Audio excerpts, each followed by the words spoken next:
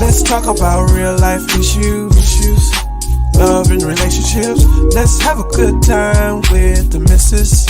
Let's talk about celebrities. Let's talk about current events. Let's talk about things you don't see on regular TV. So join in on Peachy Tea Time. Peachy Tea Time. Tune in on Peachy Tea Time. Peachy Tea Time. Come join us on Peachy Tea Time. Peachy Tea Time. Join us on Peachy Tea Time. Peachy Tea Time. Yeah. I feel so sorry for her. I feel so sorry for her.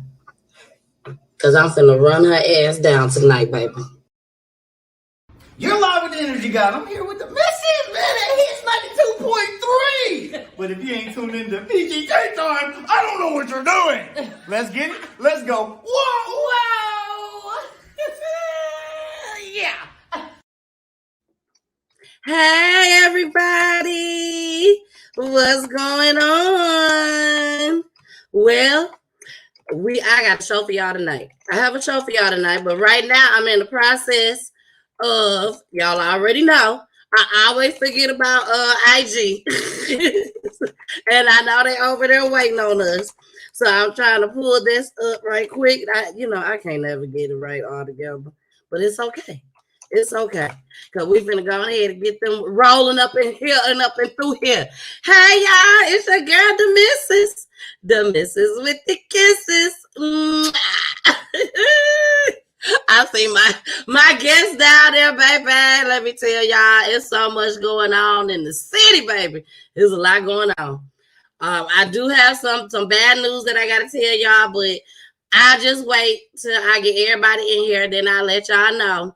But don't worry. It ain't that bad of news. Yes, it is. Yes, it is. But I got to tell y'all something. I got to tell y'all about what happened before we start the show tonight with Miss Reta, baby. Make sure y'all get all y'all tissues and shit, okay? And don't forget, everything is allegedly and also explicit language. Yeah, y'all already know that, though. And that's every episode. But I got to tell y'all about that damn concert, baby. Baby, don't live in soldiers. I thought I told you. Ooh, if y'all was not in the building, I don't know what to tell y'all. Because when I tell y'all I got my life back, I got my life back. And guess who else got their life back? You want me to tell you who else got their life back? Let me show you. I can show you better than I can tell you. Chops got his life back, baby. Chops got his life back. You want to know who else got their life back? Can I show them who else got their life back? Okay, I'm going to show them. Yes. Baby, we got our life back when I tell you that concert was off the chain. It was off the chain. Hey, Joseph Boo, what it do, girl? Now, quick, they only up here for about 10 minutes. Then we're going to go ahead and shoot on over to the show to Reta. Chops, please tell us, what was your experience like at that concert? Man, that concert took me back to high school, back to 97, back to college. Just everything. It was a well put together show. I had a great time. We turned up. My whole thing was everybody that go with me got to wear camo, and they showed up and showed out, and everybody in the building was camoed out. We had a great time. I told somebody today, if you came in that concert and did not have camouflage, it's a possibility you was gonna feel left out. Yeah, you out of place. They were left out. Yeah, right.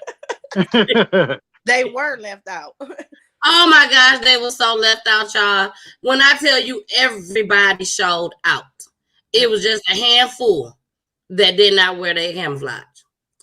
I say my little army fatigue. That's what I call it. Yeah, now, what was your highlight of the show? Mine was Mac and Mercedes. Mine was Mac and Mercedes. Hey, Yeah. free Mac, man. It was good to see Mac after all them years of being 21 incarcerated years for nothing. 21 for years. Innocent nothing. man, you know. Innocent So man. And he that was made it great on that. seeing him. Yeah, mine was Mac and Mercedes for real. Yeah. Yes, Right. you ain't gotta say too much by the look in your eyes. I can tell you wanna. Yeah. Yeah, that shit was off the chisel. I will say. Yeah. My favorite moment of the night would have to be when Mystical came out. Yeah. Mystical, I would Yeah. have to say also Master P.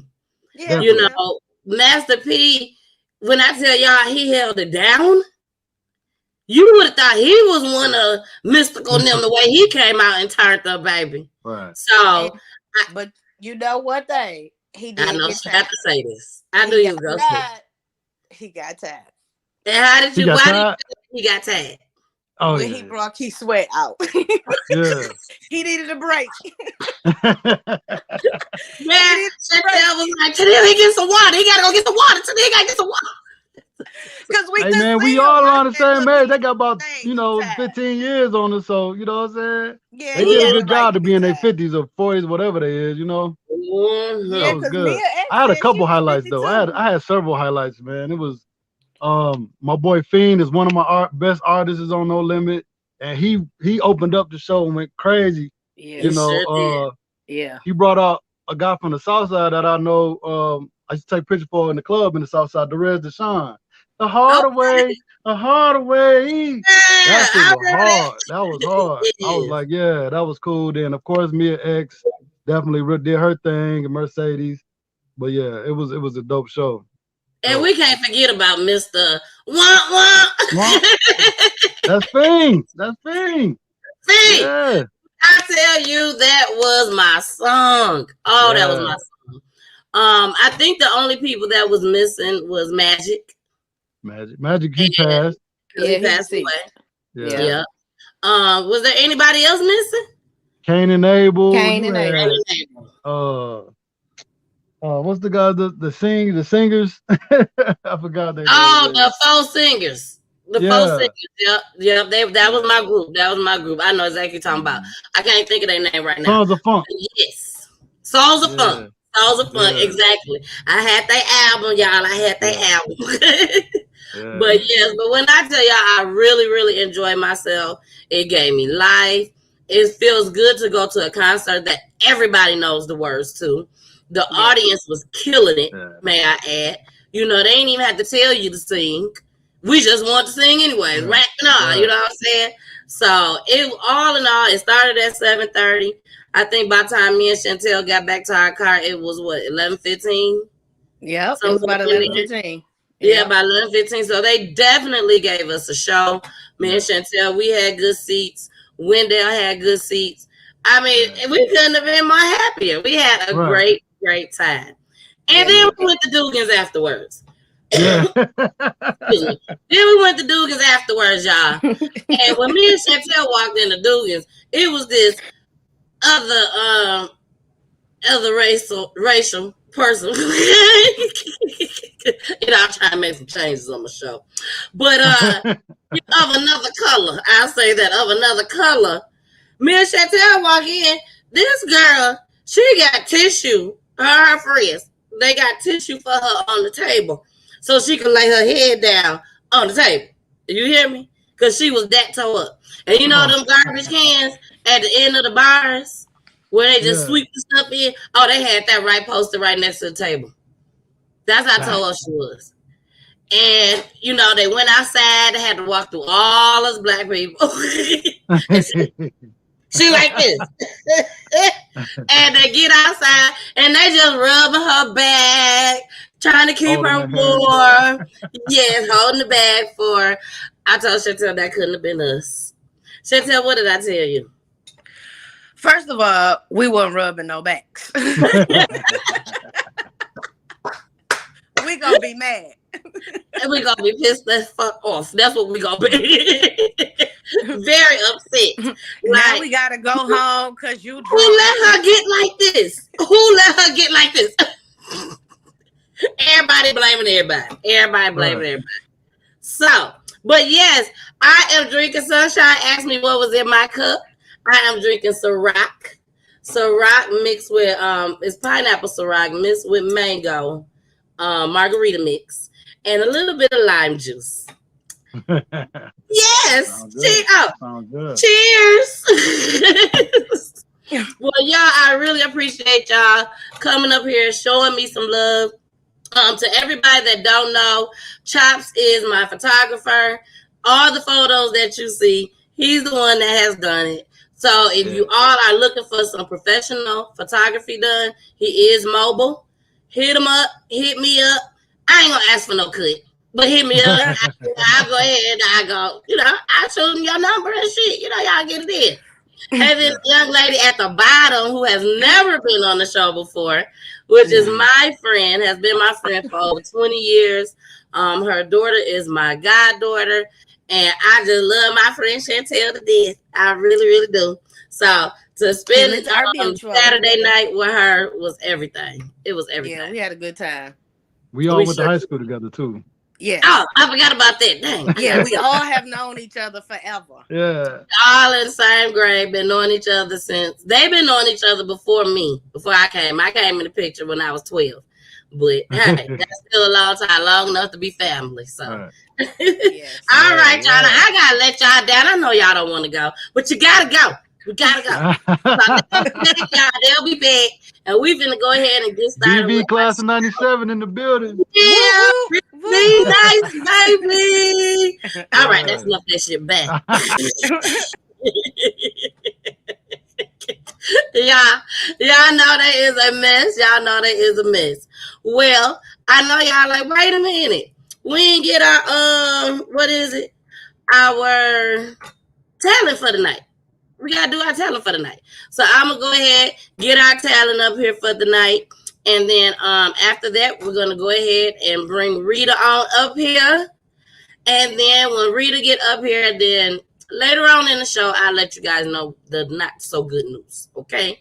So let's get started right now. I know y'all like, the missus ain't even had it together yet. No, I did not. I did not. And I apologize, y'all. I was just so excited for tonight. And then once I tell y'all the bad news, y'all understand. So here we go. This Kiki Wyatt, baby. Oh, babe.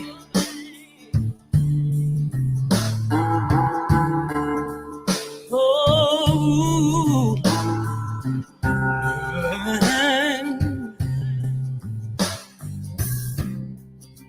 Used to spend my nights out in ballroom.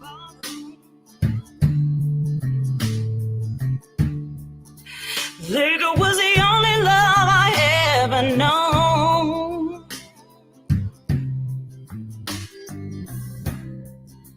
But you rescued me from reaching for the bottom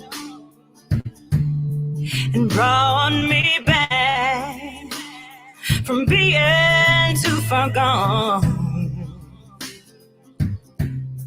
You're as smooth as Tennessee whiskey. You're as sweet as strawberry wine.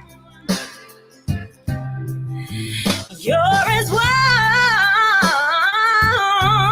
as a glass of brandy. And honey, I stay stoned on your love all the time.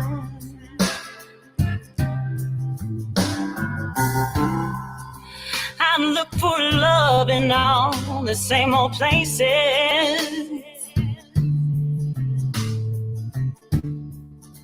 Found the bottom of the bottle's always dry.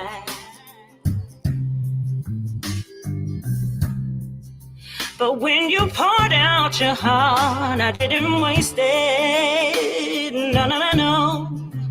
'Cause there's nothing like your love that gets me high. You're as smooth as Tennessee to escape, baby. You're as sweet as strawberry wine. You're as warm as a glass of brandy, babe. And honey, I'll stay stoned on your love all the time.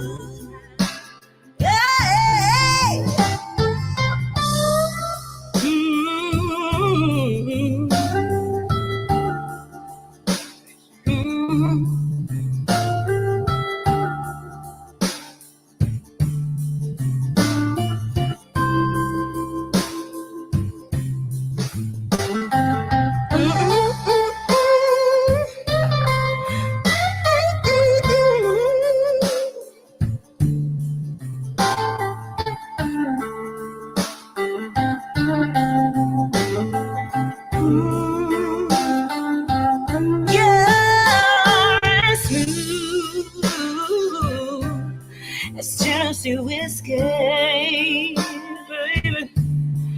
Tennessee whiskey. Tennessee whiskey. All right, y'all. Welcome back. You're back with the missus with the kisses.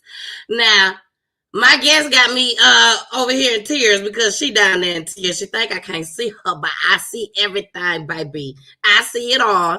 So before I bring her up, I'm going to let her get her little self together.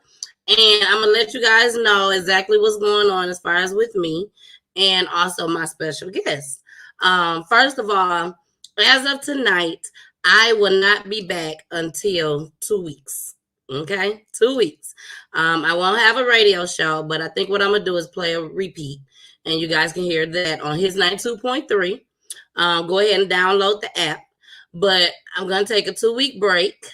I don't want to. I'm going to miss y'all so much, but I'll probably come and do a live or two. I don't know. But today, me, my husband, and Trey, all three of us, tested positive for COVID-19. My daughter, she did not test positive. She tested negative. So I think now is the time that I need to just, focus on my family right now until we all get well. I know y'all can hear me, hear my voice right now. But we're going to be okay. I know y'all going to pray for us and we're going to be just fine, but we do have to quarantine. So we're gonna be good. But like I said, I will be coming back doing a couple lives here and there. Don't know when. So y'all just be watching for me, okay? Just be watching for me. And at the same time, please continue to pray for me. Now, what you all been waiting on, okay? Our special guest, her name is Reta, and she is here. Oh, thank you so much, Josette. Thank you so much, everybody. And y'all, you know how y'all supposed, y'all know what the deal is. You already know. Put them pictures in the comments, baby. Because we ain't going to be sad. We ain't going to be sad now. I'm telling you now. Y'all might be sad when my special guest come up. So before she come up, I'm just going to tell y'all, she is my cousin. Okay? She my cousin. We don't know what the hell we doing right now. Tamika said, y'all all will be good sending prayers. Thank you, boo. Thank you. And we talked about this. My cousin has been through therapy for this. And by her being through therapy for this, that's the only reason why she's up here right now. She has her own podcast. And with her podcast, she have told the story on a podcast. But the only difference about a podcast is you can't see her. You can't see her. All you could do is hear her. So this is very hard for her to come up here. But this is something that she wanted to do. She had been wanting to do. And now is her time to shine. And all I ask is that you all be very, very respectful in the comments. You're more than welcome to ask any question. She have already told me that. Whatever question you may have, you may ask her. But at the same time, I'm the one that put it up on the screen. Okay. So if I feel like it's disrespectful, I'm not gonna put it up. That's simple. All right. So here we go. Here we go. Here we go. Here we go. My cousin, my boo-boo, Miss Reta. Hey, boo. Hey, how you doing? I am wonderful. How are you doing? I'm doing good. I'm doing good, You and doing I'm good? praying for you and your family, and that y'all heal up and everything, and that it's a Thank you. smooth healing process for you. I appreciate it. Now, I You're didn't tell welcome. you until you actually logged up. Logged on, I mean. Right, Because because I would have been if like, no, ma'am. yeah, she would have told me no, and I just did not want this moment to not come about, basically. I feel like this is healing for her. This is healing for others that's out there watching. And it's giving people, how can I say it? It's giving people awareness to it just as well. And for the ones that's out there going through it, it's helping them that's going through it right now, is helping them as far as how to get away from it. You see what I'm saying? So once again, I thank you for showing up. This is your second time on the platform, and you had a great time the last time.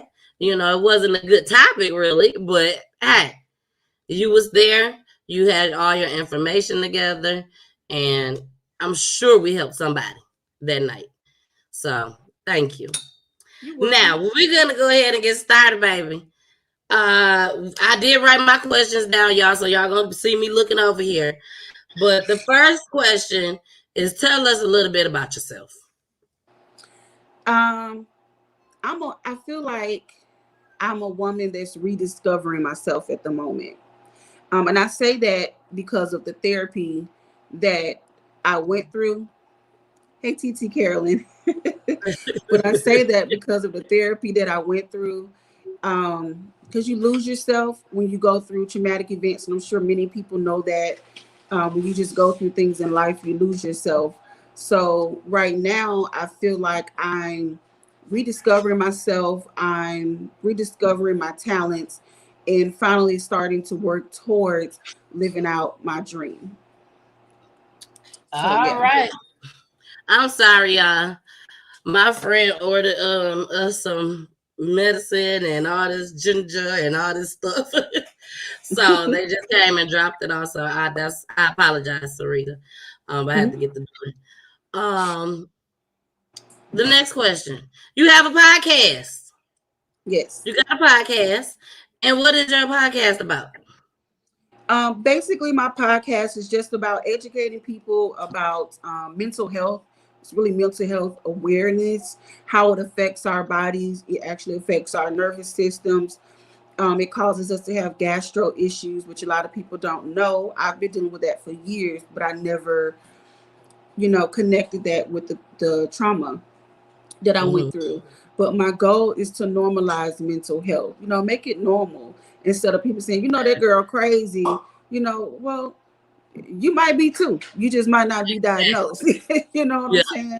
Yep. So instead of just trying to make it seem like it's a bad thing to be schizophrenic or a bad thing to be bipolar, to deal with personality disorders or whatever, I think it's important that we start educating the community and educating our children so we will know how to deal with people that's dealing with different diagnoses.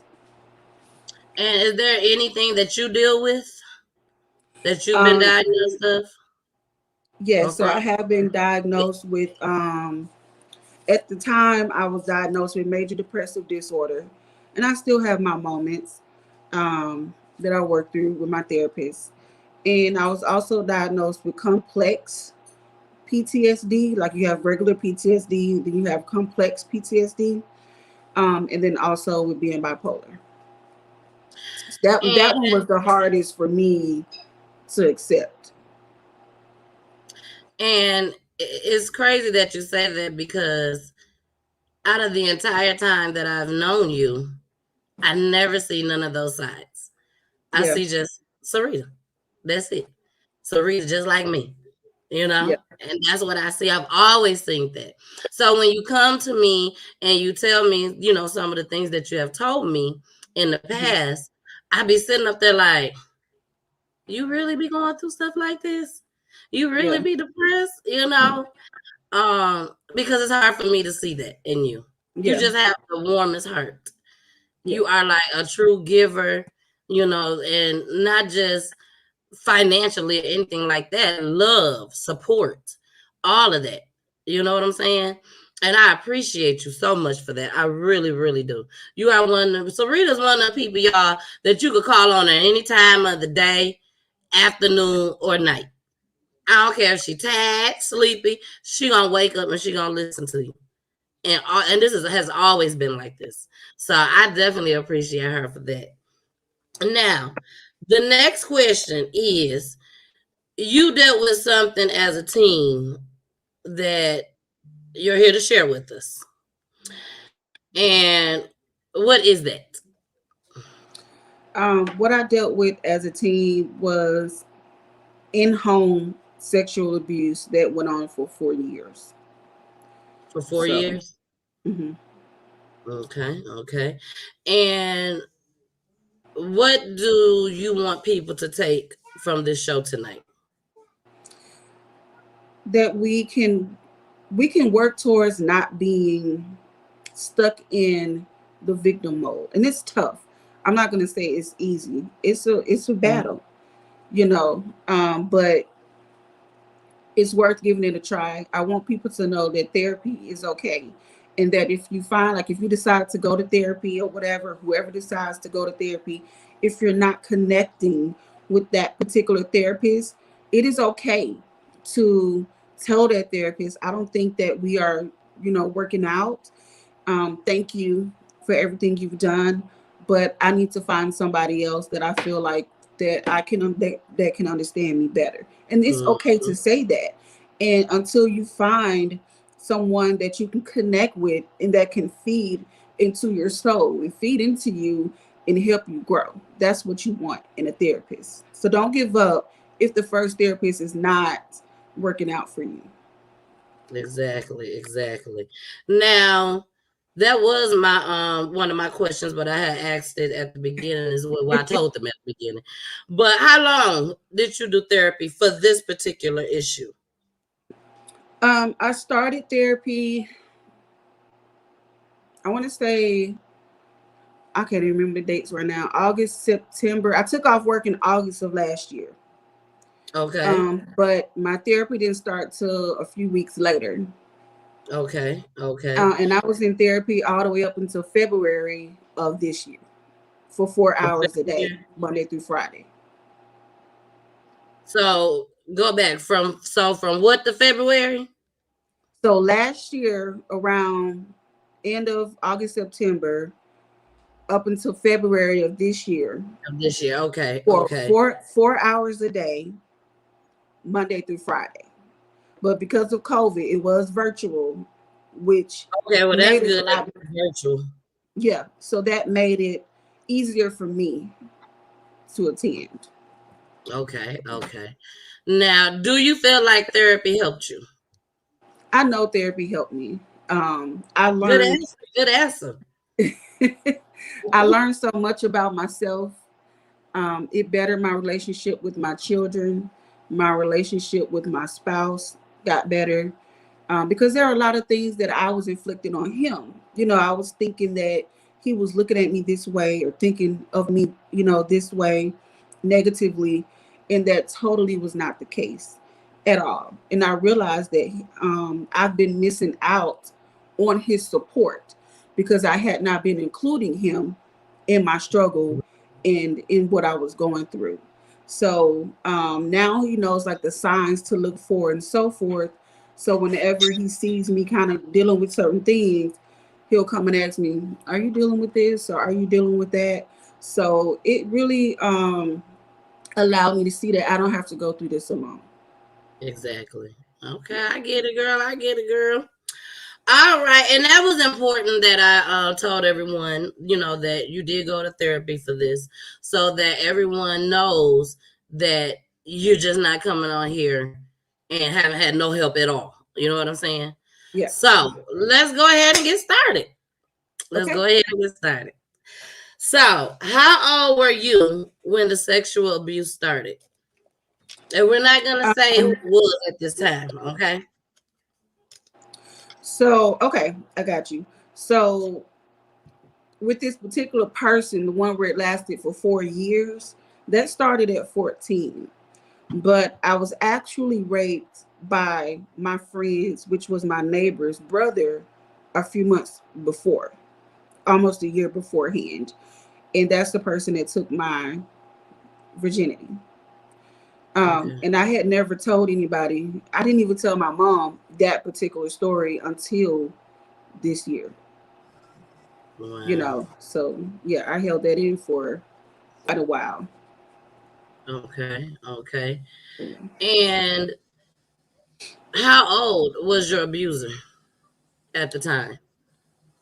What Um, would you say? so for the one where it was in home, he had to be around 28, 29 when it started. And you was 14? Yeah. Okay. So from 14 to 18, your abuser was sexually abusing you. Yes. Okay. Now, did your abuser have any drug or alcohol abuse issues? No. I mean, he would drink like anybody else would, but it would never be to the point where he couldn't handle it. Never any drugs or anything like that. Like he didn't do drugs. Mm-hmm. Um, I don't know. I don't know what made him decide that that's what he wanted to do. So it was never, he was just totally out of it, passed out Right. drunk when he would do There this there to were some times when but that would be you. And then I take a drink. I'm sorry, y'all. Go ahead. there were some times when he would be intoxicated, but it was more so like at a function, like a family function or event or something like that, which I can get more into, I guess, later as we Okay. go along. Okay. How long did you know your abuser before the encounter? Before the first Um, encounter? I've known him since I was 6 years old. So from 6 to 14, Yeah. you've known this person. Mhm. Okay. So Rita, tell everybody who your abuser was. So my abuser was my stepfather. Um, the person who I felt like I looked up to as a father figure for many years before this happened. He volunteered. He was a volunteer coach, basketball coach at my school. He would volunteer time to time and give me tips and pointers to help me with when I ran track. You know, my mom worked a lot, so when she wasn't there and able to be in my games, he was the one that was there all the time. The majority of the time, I'll say. So for that person to decide to violate me, it was very confusing. Because you played basketball, didn't you? Yeah. Yep, you played basketball. Okay, okay. Mhm. Do you think he was doing that to any other girls? I'm not sure. Um, it was convenient for him to do that to me, of course. I do know that he did try to do that with another family member. I won't say her name on here. Mm-hmm. Um, with both of us together, he tried to do that as well. So, um, as far as that goes, I'm not sure there's anybody else. Okay, okay. How long was your mom and your stepfather married? I don't know. They got married when I was 6. When you were 6? Yeah. So I guess you can Okay. calculate. They got married when I was 6 until he passed away. So And he yeah. passed away. Yeah. And you said he was 33 years old when he passed Yes. away? Yes. 33 years old. And he was 33 years old. How did he pass away? Well, 2 months to the exact date before he passed away, he was playing basketball for the church league, for a church we went to in Atlanta, and he passed out. I noticed that they took him out the game, and I know I was the first person to notice when he passed out. And I actually sat there for a second and was wondering, should I say something? But just the way that I was raised, I felt that it would have been inhumane for me not to say something. So I yelled out and told him that he fell over because he felt slumped over out of, to the side out of his chair. He stopped breathing or whatever. They revived him. 2 months to the exact date, he was playing basketball with his friends at I think it was a high school at the time. I think they changed and rezoned some of the schools out in Atlanta. But he was playing at the school gym after hours or whatever. And his friend called us and said, he passed out again. I blame myself,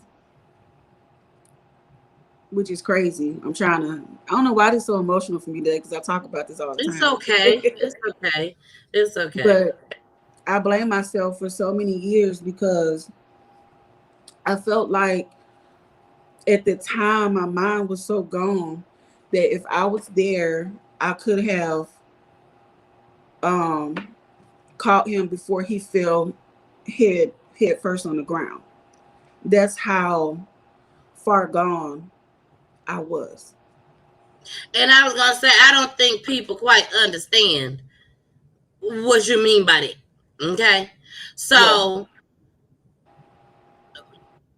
everybody, okay, she just sat here and told us her age for when it happened, from 14 to 18 years old.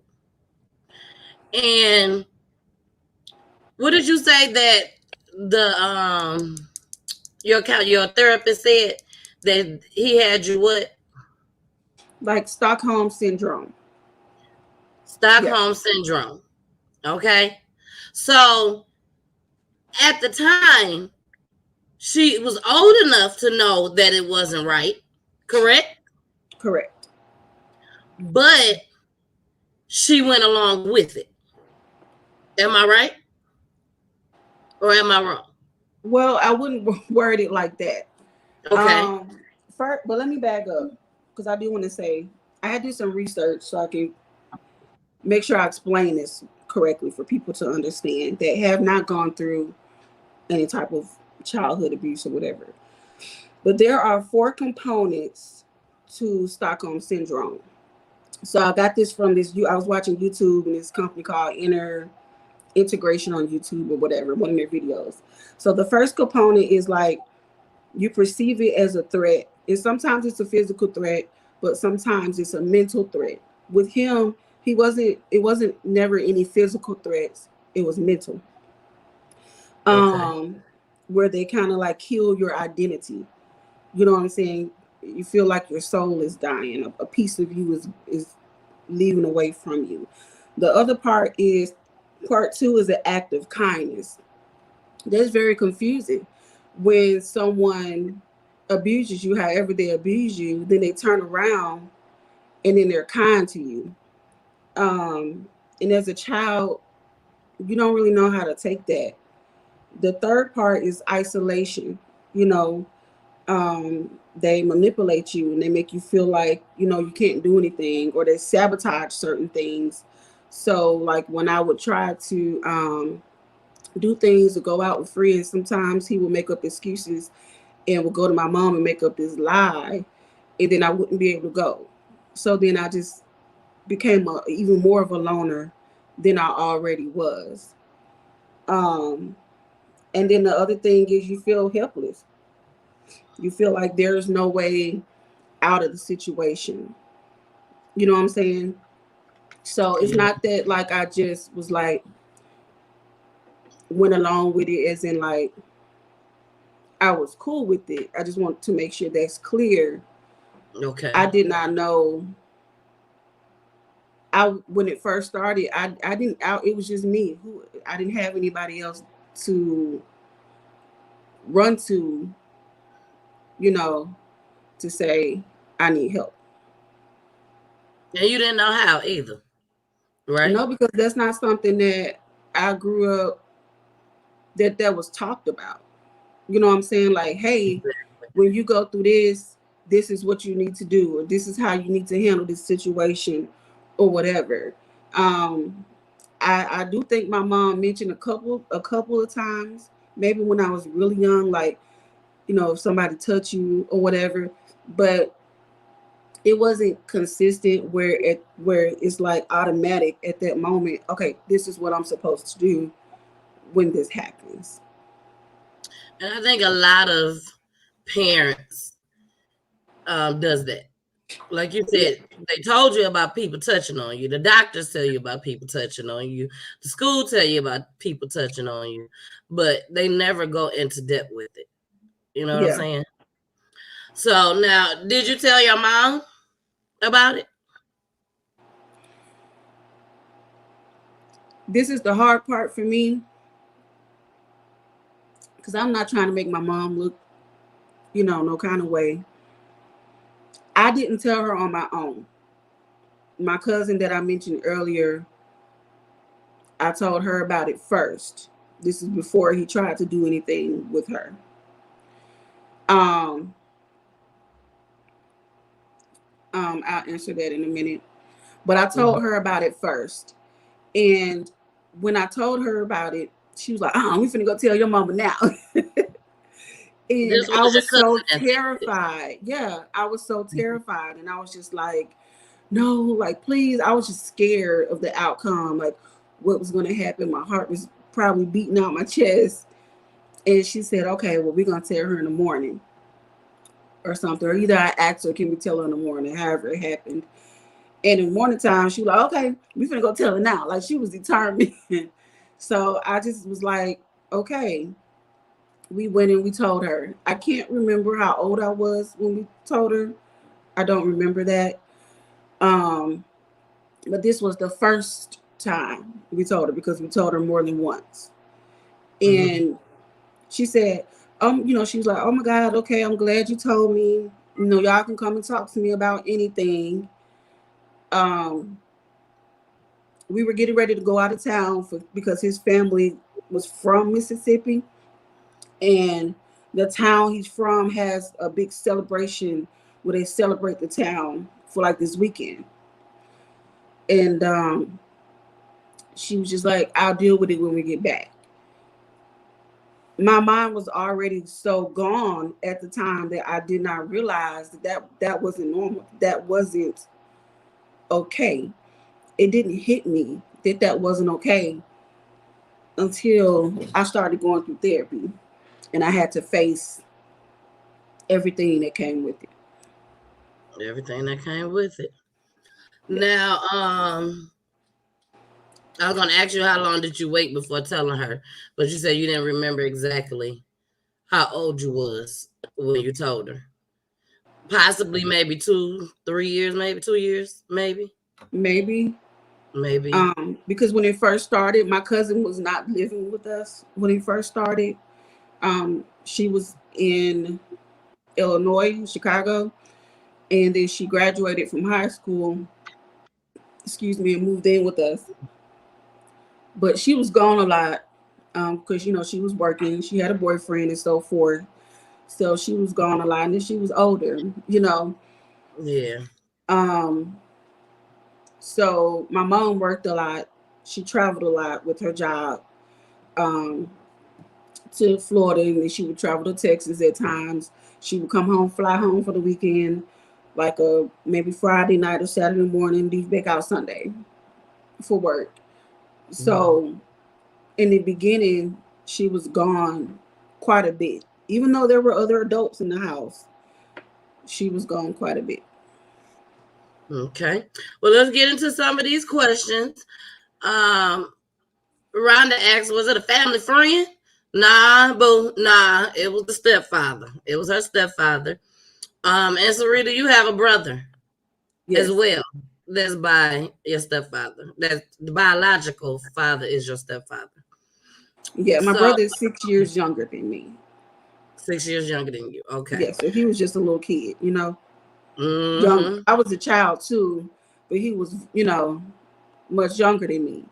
Like I remember there was a time when I begged my brother, and he remembers this because I asked him about it. I begged him to sleep with me in the room that night, in my room, because I just wanted a break.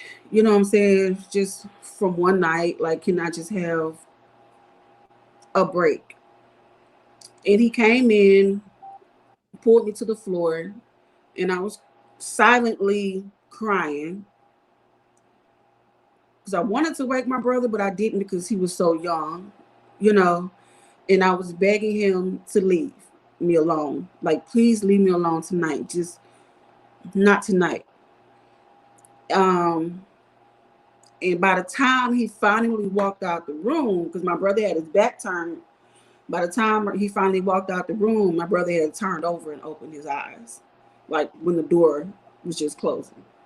So he didn't get to see the face, but he remembers hearing something in that incident.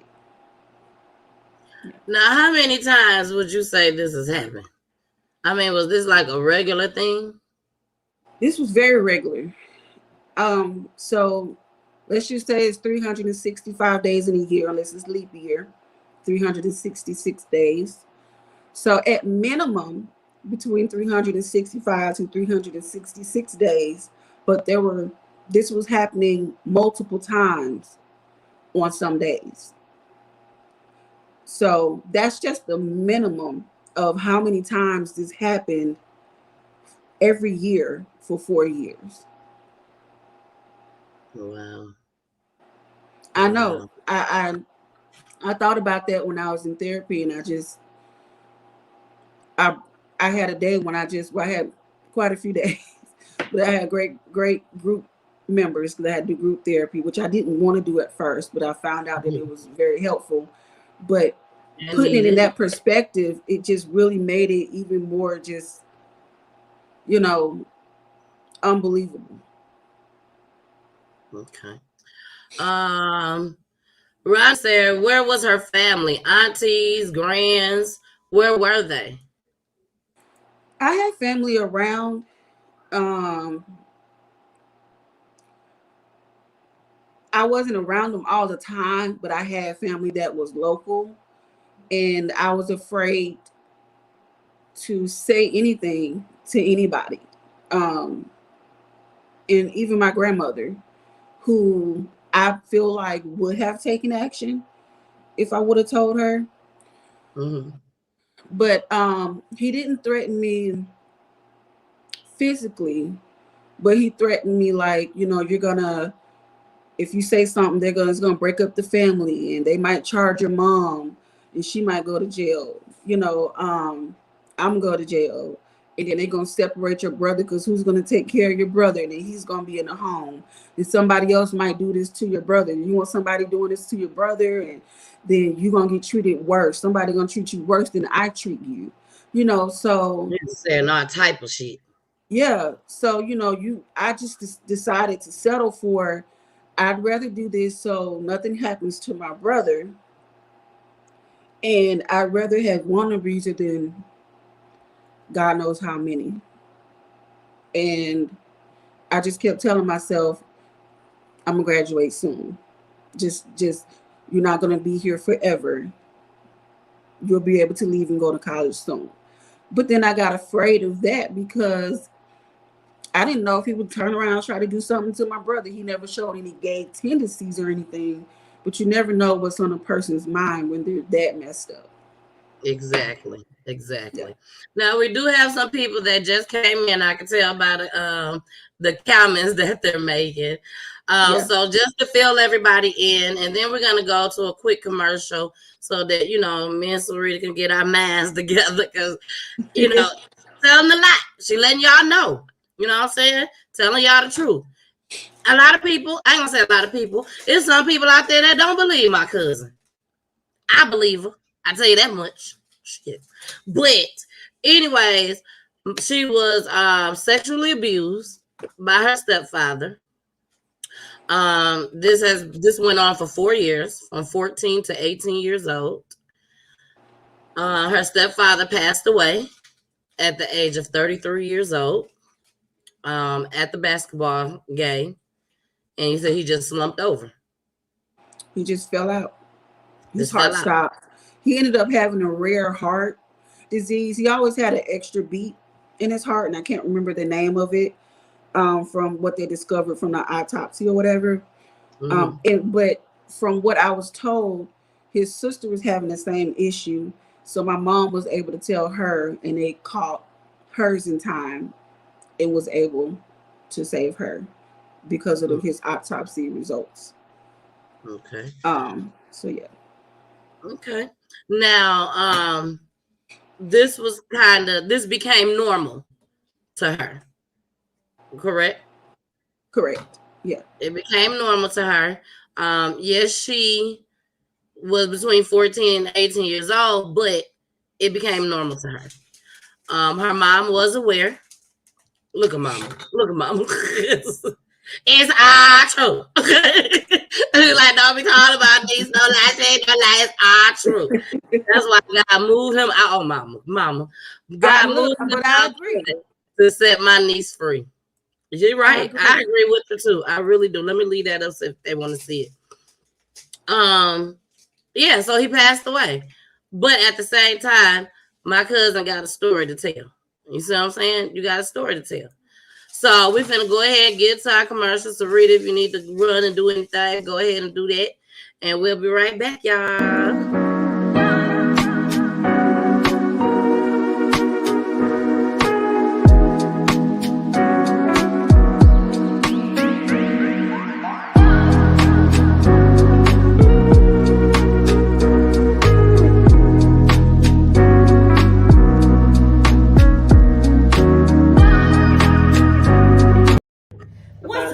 Everybody, it's your girl Tamala Niece. I'm here with the missus of Peachy Tea Time at 92.3 The Hits, baby. What it do? Period. Pooh.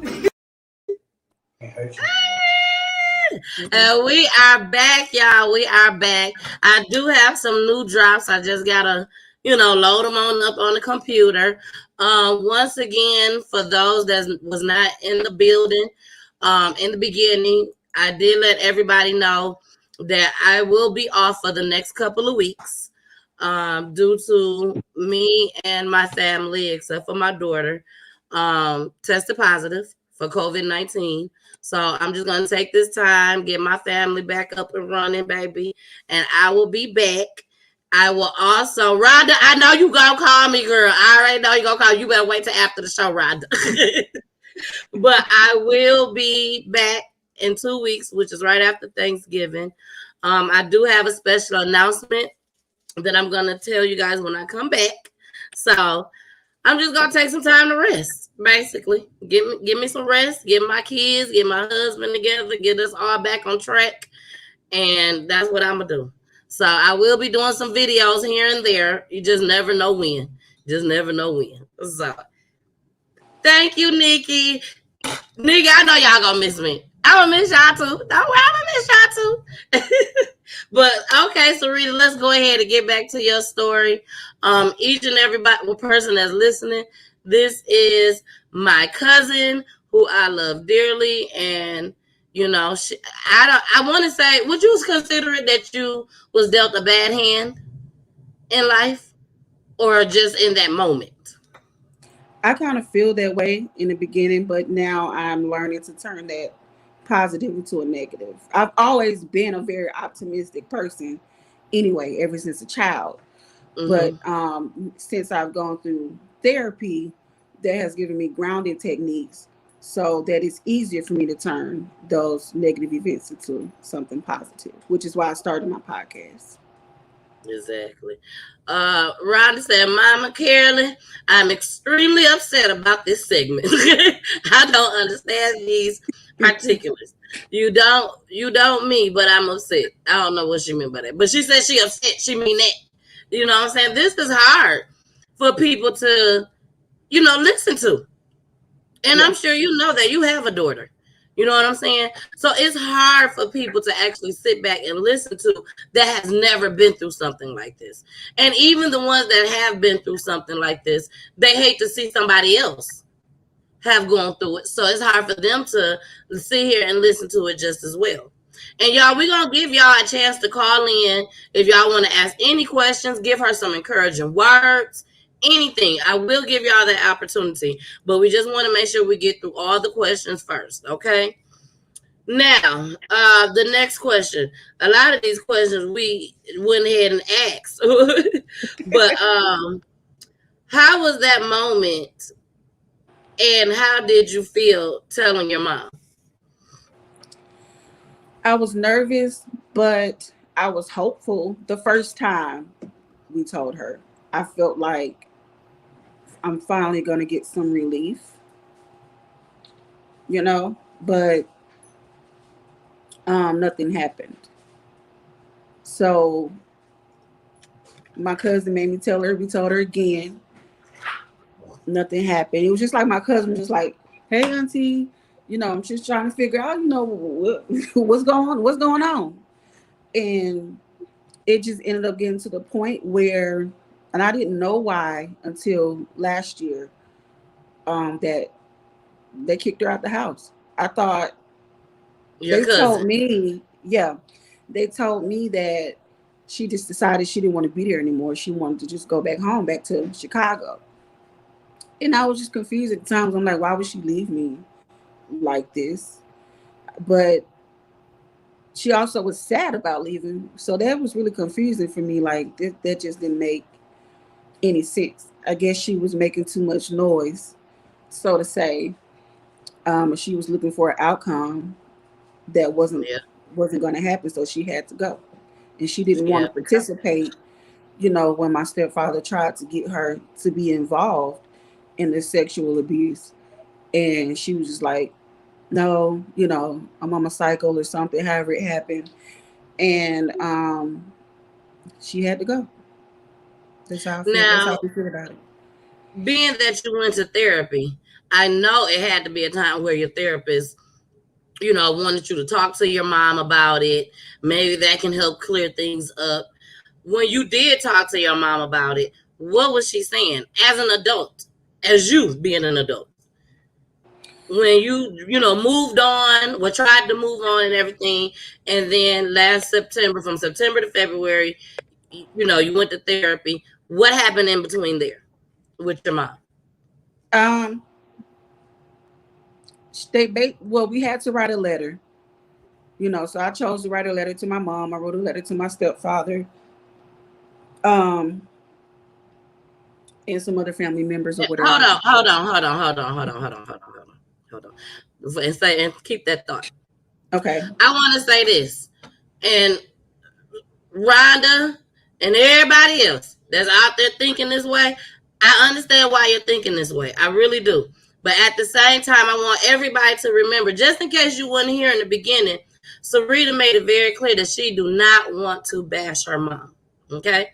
Now, I'm not saying that the comments is bashing her mom, but before I get there, because there's more to this story that we're going to tell that y'all is not going to like. But I just want y'all to be able to respect Sarita and understand that she don't want to bash her mom. She's just on here so she can, and she wants y'all to ask the questions, right, Sarita? Yeah, I don't mind the questions. Okay, she don't mind the questions at all, but I just want y'all to keep that in mind just as well. Okay, go ahead. Look, now I done forgot your question. But no, we'll go to the next one. When you told your mom, did she press charges and have him locked up? Because I know that's another one everybody want to know. Because Rhonda said it up here. Rhonda said, oh, hell no, he'll be locked up. Here it is right here. She was like, up to 18, no ma'am. Bitch getting locked up. So, and I think that's how a lot of people feel. Like, did your mom press charges? No, she didn't do anything about it. But after going through therapy, I started to understand, and I feel, and there's no excuse, But I feel that maybe it's possible she didn't do anything because nobody did anything to help her with. And I don't want to tell her story because that's for her to tell. But when she went through things as a child, she was sent away to live with one of her sisters. It wasn't like oh hell no, we finna do X, Y, and Z. So if nobody, I've learned that if nobody has showed up for you, maybe you may not know how to show up for somebody else. That's the only way that I can think of it that helps me cope with everything, because it's just so it's just I don't understand it. But then I have children too, and I had to learn how to show up, and I had to learn how to be here for my children. I had to learn how to advocate for them because I wasn't used to somebody advocating for me, and it took me a while to get there.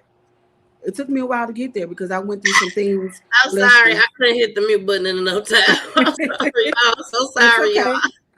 Okay, I went through some things with my ex-husband, and I did not know how to advocate for myself or my children at the time. But eventually I learned and I left, and I was like, oh hell no. You know what I'm saying? This is not gonna be a repeat cycle. I'm not gonna go through this. I'm not gonna go through that. I'm not gonna be in an unhealthy relationship. I'm not gonna do that. Exactly. So at some point I feel like you gotta learn. You gotta grow. You gotta, at some point. I don't know what point. I don't know if she made it to that point. We don't really talk like that. I don't know if if she did make it to that point, if she has any regrets, I'm not sure. And y'all don't talk a lot. To answer your question, when I told her, I remember your question now. But when I told her, when I was going through therapy again, first off, let me say this real quick. I told her again when my daughter was a baby. My daughter was about maybe a month or two old, more than 3 months, I'll say. And I said, you know what? I started looking at my mom's childhood. I looked at the little bit I knew about my grandmother. And I said, okay, this has to stop. Somewhere, this has to stop. And the only way this is going to stop happening is if somebody speaks up. So I decided at that point I was going to speak up. So I did a sermon at my church. I was going to Berean Christian Church at the time in Stone Mountain, Georgia. And I actually have a picture of me doing that sermon. And I talked about childhood abuse and, gave the kids some advice and tips on what to do and how to reach out for help. But before that Sunday, I wanted to tell my family, this is what happened to me. And I'm going to talk about it because I don't want nobody to be caught off guard on Sunday if somebody come up to you. I felt that was only fair to do. So I told her again. And at that time, I had blocked out so much, I forgot that I had told her before. So when I told her, she acted like she didn't know, like she was surprised, but you could tell did not feel genuine to me. The reaction was a bit thrown off to me. It was just a bit confusing to me. I expected a different reaction, but once I started talking to my cousin and she started helping me through my therapy process and helping me remember everything, I was like, oh my God, we did tell her. But I had forgot because I had blocked so much out of my mind. So fast forward, last year I'm in therapy and I try to talk to her about it. And it's just like, never an apology. I didn't know what to expect. And on Black Friday of last year, she just flat out told me we would never have a relationship in the middle of me driving down the street. We have talked since then. But at that moment, that was the hardest thing for me to hear, what I was literally begging to have a relationship with her. And now let me add this. Yeah. Now this young lady right here, she ain't one of them little trifling little girls when she was in her teen. This girl smart. When I tell y'all she is smart, she has been smart in school. How old was your mom when she had you? She was 14 when she got pregnant and 15 when she gave birth. And when I tell y'all, Sarita is like the smartest girl I know. And I mean that. She's very smart. Her kids is very smart. You know what I'm saying? So when she tells me this story, and I've heard this story before, I've heard all the answers to these questions. But I feel like these are the questions that need to be asked. But when Sarita tells me these things, I sit here and I'm like, the relationship that I have with my mother, that's the first thing I think about. I have a great relationship with my mom. And I think I probably, besides of course what you have went through and stuff, but Serena is like the perfect child. I got into a lot of trouble. A lot of trouble. You know what I'm saying? So it's like you can't help but to love on Serena. I don't care who she come across, who she meet. She leaves her stamp, baby. So when she says these things, and and like you said, you're not bashing your mom or anything. It's just wow. It's just wow. And, I know your mom. You know what I'm saying? Yeah. I love your mom. Yeah. And they probably in the chat like, how the hell you gonna say some shit like that? You know what I'm saying? But I do love her mama. I really do. Just like I love Sarita. Just like I love her brother. Her kids, her husband. I just love them all. And it's just sad that this is some of the things that we go through. It's just sad. Now, Rhonda says she's brave and I love her courage. Yes, very brave. It ain't too many people that can get up on here and do this. She said we just have to tell this shit sooner than later. Children are being molested and raped too often. Exactly, Rhonda. You are so right. And Rhonda, I know you are being disrespectful, girl. I just want to let everybody know. You know what I'm saying? But here goes Janelle Love. She said, with our parents, it's a lack of knowledge and a lack of accountability, which starts from generations back. Then they believe in sweeping things under the rug and turn a blind eye. We have to set the bar for who's coming behind us. Yes, even in the middle of our hurt, we have to break the cycle and seek help so we can develop the skills to be able to raise up a generation better than we were. Yeah. Girl, I wish my sound mixer was working. Girl, that deserves, girl, I don't know which one I would have gave you. I would have gave you an applause. Girl, that was perfect. Well said, Janelle. Well said. You can't keep pushing stuff under the rug. Because when you do, eventually, everything gonna explode. And it's gonna explode the wrong way. Okay? Now, we're gonna go ahead and continue. As a young lady, how did that make you feel to continue to be around him every day? Or being that it was normalized, it just seemed like it was just another day?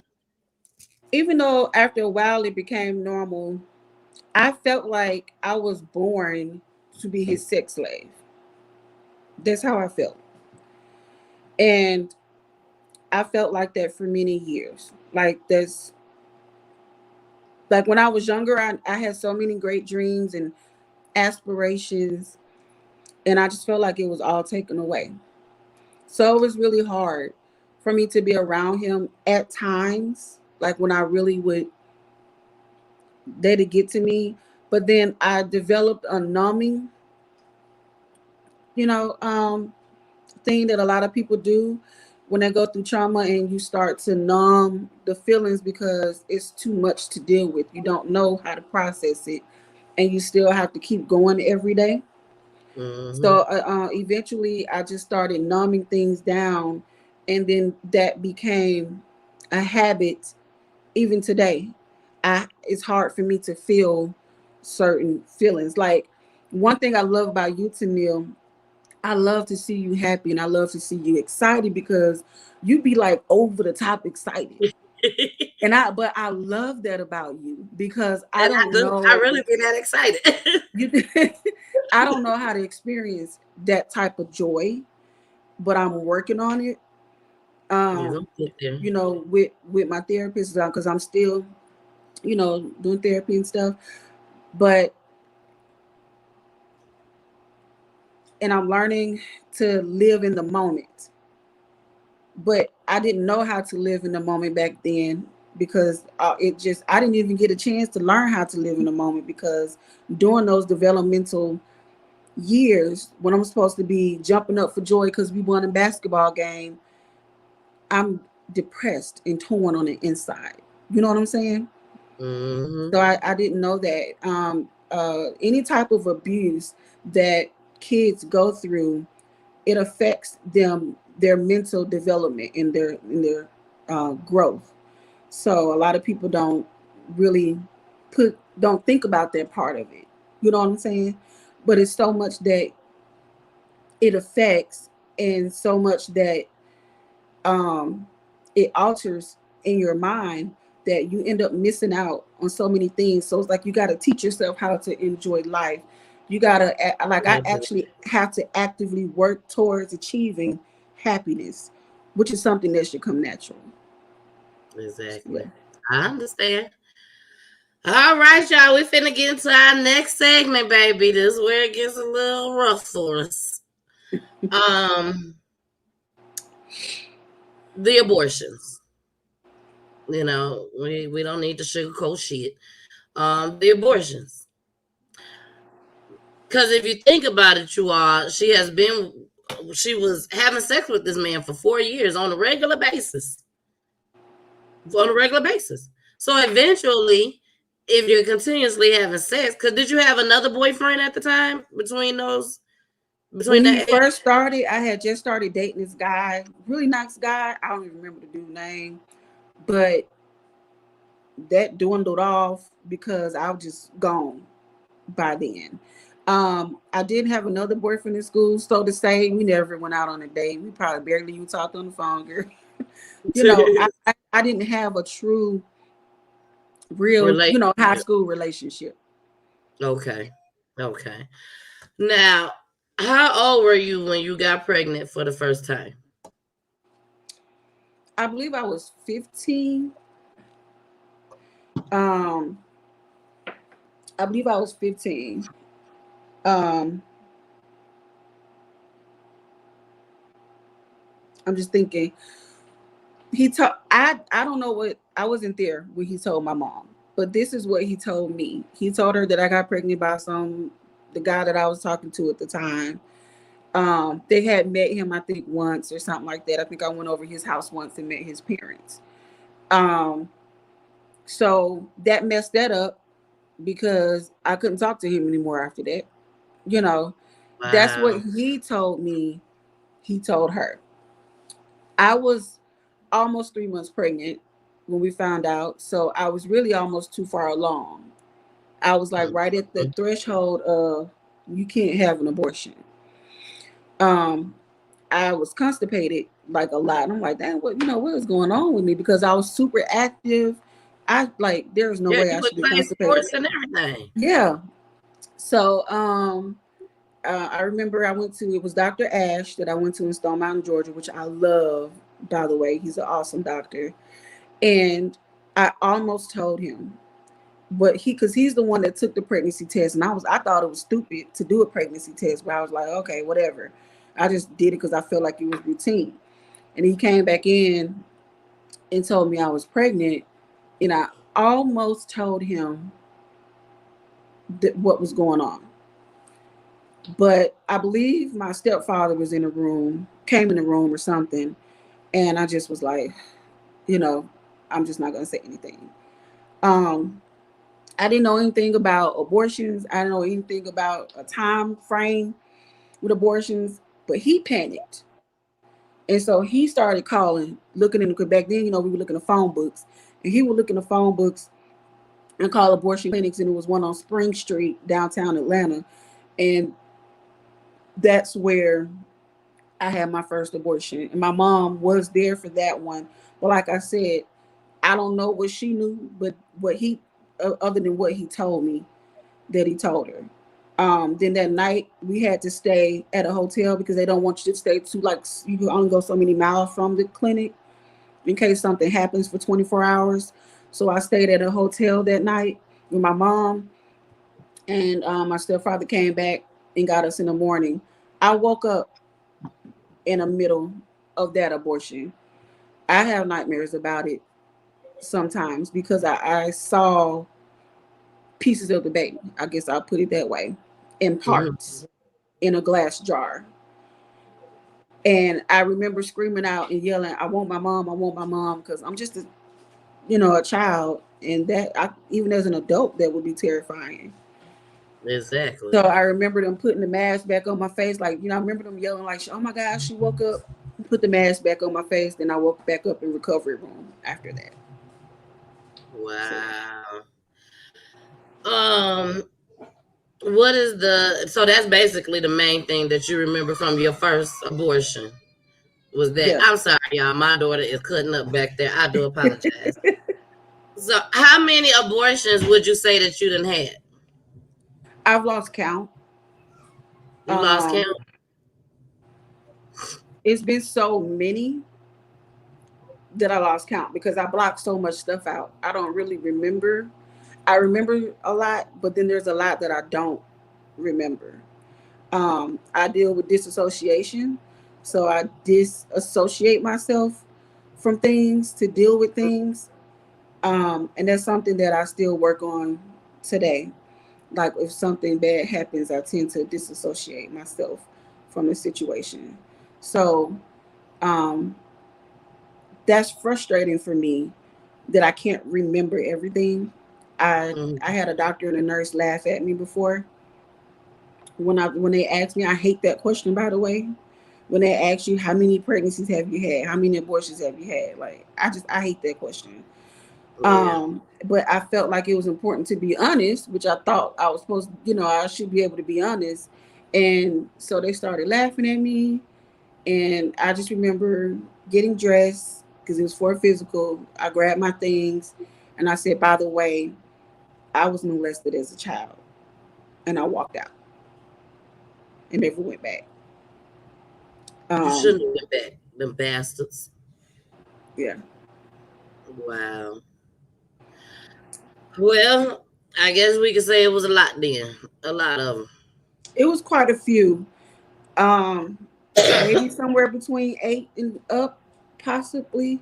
It was quite a few. I only remember a couple of them, like the actual abortions. I just remember my mom was there for like two of them. I think the first one and the third one. them. Um, I remember sometimes he would say things like, "Man, I got to figure out how I'm gonna take the money out the account, but I'm gonna tell your mom." Like I remember him saying things like that. As far as what he told her, I don't know. Wow. Um, did you go to any of them by yourself? No, well, he would always be there because I had to have an adult because I was a child. So he would Yeah, just sign my paperwork like, he was my father. Nobody knew that he was actually the father of the child as well. exactly. Yeah. When did the sexual abuse finally end? Like when was the last time it happened? Um, the night before he passed away. So I was 18, and he had just came back from a family funeral because we were there again for his family's town celebration. And on our way back home, one of his family members got killed, I think, in a car accident or something. So he went back down there for the funeral, and he kept saying stuff like, "Well, people die in threes." They say that all the time. For some Hmm. reason, when he was there, I had this very eerie feeling. So mind you, I'm still brainwashed at this time. So I kept trying to call him all weekend. Call, call, call, call, call. Like, "Are you okay? Are you okay?" I kept asking him, "Are you okay?" Because I had this really weird feeling. So he made it back home. My uncle, my mother's brother went with him there, and they came back. And the next day, he went to play basketball, and that's when he died. So that night when he came home was the last time. Wow. So when he passed away, we were at the hospital, and I asked, "Can we see him?" After they pronounced him dead, because at that point, I wanted to know that my nightmare was over. So they allowed us in the room to see him, and I was afraid to touch him at first. You know, I'm scared of dead folks, but I wanted to know that he wasn't coming back. So I touched his hand, and I held on to his hand from so long that it went from warm to cold. And his tongue turned white because all the blood and everything was rushing back. And you could see it, you know. But that's how long we were in the room, because I wanted to, I don't know about everybody else, they probably was grieving. But for me, I was like, finally, I'm free. That's how I felt. So when I was crying at the funeral, most people don't know, I was crying because I finally was free. I was finally free. I know what to do, where to go from there, because I was so used to this for so long. But you know, this man tried to get me to run away with him and marry him and have his kids. He wanted me to move to Miami and just leave my mom, leave my brother, leave everybody, and start a whole new family with him. And I had So to you think beg. he was in love with you? Possible. You know, it's very confusing as a child. Let me tell you this. This was so helpful. I was watching Oprah Winfrey one day back when she used to have her show, and this was like one of the topics they were talking about. And one of the things that a lot of people don't understand is, and this is the hard part for us, is when somebody does something to you sexually that you've never had done before, your body is still going to react, because no matter how much you fight it, your body's still going to react. And that's the hard part about it. If you've never experienced certain things before sexually, it's going to feel good to you, even though you don't want it to, even though you're fighting against it. That was really hard for me, and that made me feel so guilty. And so I blamed myself for so many years, until I started really understanding that it was not my fault, that I was a child and I was being taken advantage of. Exactly. You know, but it was very hard to even admit that and to say that until I saw that episode on Oprah, which was like many years ago. Okay. Now, some would say at 15, 16, 17 years old, you should have known to tell the authorities, especially if your mom was not doing anything about it. You know, at that point, you feel like you're brainwashed at that point. For me, I was brainwashed at that point, because you got to remember this started when I was 14. Not to take anything away, because this happens to people at all ages. But what was developed was, and this is what I learned in therapy, that we developed a trauma bond. So my stepfather and I had a trauma bond connection. This is the same thing that causes women that are being abused, or even men that may be abused by women, people that are in abusive relationships, to stay or to go back when they leave. It's because of the Stockholm syndrome, and it's because of the trauma bonds that are created. So y'all have this connection, but it's through trauma. It's very strong. And when you're dealing with people that are manipulative, when you're dealing with someone that's very narcissistic, it's very hard for you to break away from it. And I was still a child at that time. You know, I didn't know anything about people being narcissistic. I didn't know anything about trauma bonds. Hell, I didn't learn about trauma bonds until last year, and I'm 40. You know what I'm saying? So, and these are things that I'm teaching my children now. Now that I'm becoming more educated on mental health, connections, and so forth. It was very hard for me to come out and say this, you know, but and it was hard for me to go to therapy because I tried it before through church. Not saying it ain't gonna work, but the church therapy just wasn't for me. I didn't want to hear all that. I didn't want to hear all that about the Lord and stuff. Right now, I want to know how I can get help. You know, yes, I understand prayer. Prayer is awesome, but I can't pray my way through this. I need some tools. I need some grounding techniques. I need something that's going to help me become a thriver, because the goal is to go from survivor to thriver. That's the goal. So I need somebody to help me and show me how I can go from being a victim to being a survivor to being a thriver. There you go. Now, Rhonda said, I'm happy the nightmare finally over for you, girl. I couldn't imagine such a detrimentally harming situation. This was like precious. Without the mama part, she said. Without the mama part. Yeah, I'm so sorry. But we know we got a few more questions. Did you know deep inside that this? Well, I asked you that one. I got a question. Another one that's not on our list. We both got the list, y'all. Do you feel like God took him away because of your situation and what y'all was doing? Like this was his punishment to take him away from you, from all of that? And if he wouldn't have taken you away, do you think it would have went on longer than 4 years? I do feel that. I feel that the first time when I told y'all when he passed out 2 months to the exact date before he died, when he passed out playing church for the basketball for the church league, I feel like that was God's warning to him. Yeah, he even playing for the church. He even playing for the church, Lord Jesus. Right. Woo! Sorry, y'all. Sorry, I apologize. I just had a breaking moment for a second. Oh, Jesus. Okay, go ahead. Yeah. So I do feel like that was his final warning to get himself together and to stop.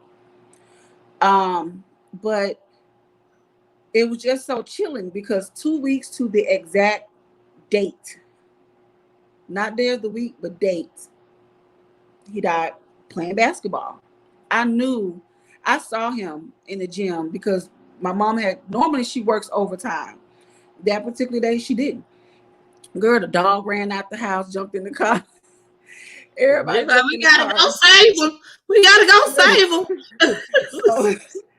Sped ran on, girl, just got across town, got to the school, and we saw them trying to revive him. They tried to revive him for maybe close to an hour.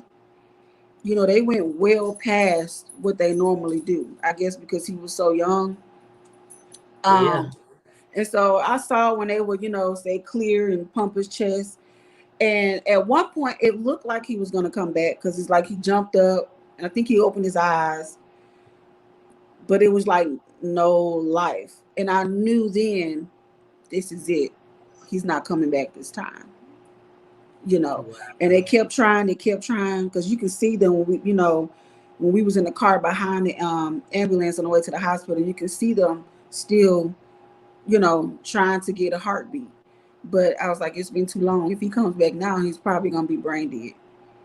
And eventually they just went on and pronounced him dead. But I do feel like he had time, and I feel like God was trying to give him a chance to get it right. That's how I feel about it. Yep, you're right about that, girl. Now, are there people out there that you know of that don't believe your story? I believe so. I believe some of his family members either don't believe it, don't want to address it, you know, not saying anything bad about them, but they've That's always been like a ride or die type of family, which is cool at times, you know. Um, but no one has reached out to me. Not that I was never expecting anybody to, but no one has ever actually reached out to me to ask any questions. I have talked to a couple of them, but I'm saying like as far as like sisters, stuff like that, has ever reached out to me and said, Sarita, you know, I apologize, or it's really not for them to apologize for, but you know, man, I never knew this was have going some on, compassion. or I'm here for you, or none of that. You know what I'm Yeah, saying? show some compassion. But you know, I gotta look back at when we first, my mom met him in Milwaukee, Wisconsin. So when I met him, I didn't meet my stepfather until like a day or two before they got married. That's how I met him. You know what I'm Wow. saying? So it wasn't like he was around me and things. It was like, hey, this is gonna be your new daddy. We get married. I didn't even know what stepfather was. I was 6 years old. So, you know, I went from being with my grandmother where I was protected, you know, I was going to church all the time and playing outside on the big wheel, whatever, you know, um and I felt safe, to going to Milwaukee where I didn't feel protected anymore. I didn't feel safe anymore. I had to literally fight, you know, cousins and people on my stepfather's side of the family. I don't even know why I had to fight them. I don't even know why people were trying to jump me at times. I don't know. Maybe they were just kids being kids, but it affected me, you know, and stayed with me. And I know kids are going to be kids, but those things stuck with me. So I went from that to having to survive. And so that's when I learned, that's when I got into survivor mode. I just need to make it for the day. I just need to make it through this. I just need to make it through that. So when I went through everything with my stepfather, that survivor mode continued, you know, and it continued into my adulthood. And it was hard for me to really open up and let my husband be a husband. It was hard for me to open up and to just let him in, because I was used to abandonment. I was used to having to survive. I was used to not trusting people. And so it took a lot for me to find, and he was very patient. And he came to some, you know, he logged on for some of my therapy sessions with me, and it took a lot for me, but now I'm learning it's okay to open up and it's okay to trust people. And I learned that you cannot control not ever being hurt. That's just one thing I want to throw out real quick. Some people say, I'll never let nobody hurt me again. That's one thing that we cannot do. We can make decisions based off of, this person don't seem like a good person, let me not hang out with them. But we cannot control if someone hurts or does not hurt us. All we can do is take it and work through that hurt. That's all we could do. You right about that. Now, the next question. Now, Cheryl trying to come up here. I told her she had to go back down. Y'all, I'm putting the link. I'm putting the link in there now.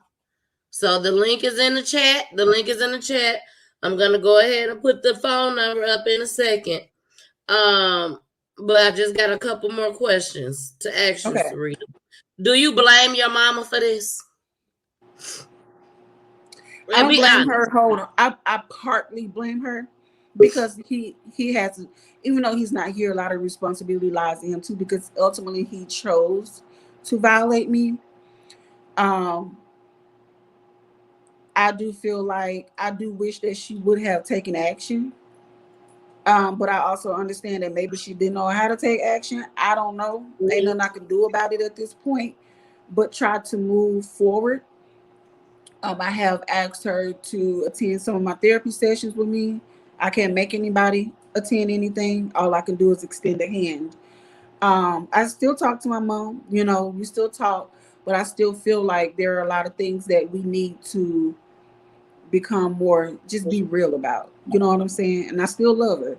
And I still want to have a relationship with her, because at this point, you know, time is not on anybody's side, especially these days. So I just want to be able to work through those situations and make the most out of whatever time that we have left. I agree.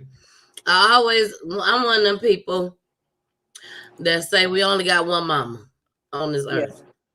And one thing I can truthfully say about you, Sarita, you have always tried to have a good relationship with your mom. You know, from the time that I came into your life. You know what I'm saying? So I definitely applaud you for that one. We got a visitor in the building. TT says, "Sweetheart, I'm so sorry that this has happened to you. I'm so glad you're okay now." So she's glad you're okay. I'm gonna go ahead and bring our next guest up that wants to come up. This is Shell Caston. Is this our cousin? Yes. Oh. maybe I should have put it in the chat. Hey, cuz. Hello, cuz. I'm gonna bring you up, baby. I knew it was you, cuz. I knew it was you. Look, she said, "Wow." Hey, cuz.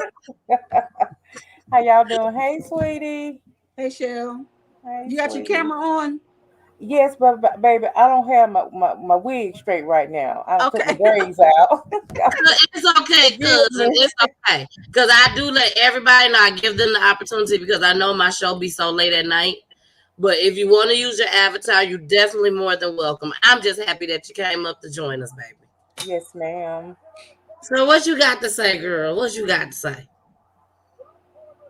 Throughout Sarita's ordeal, I always felt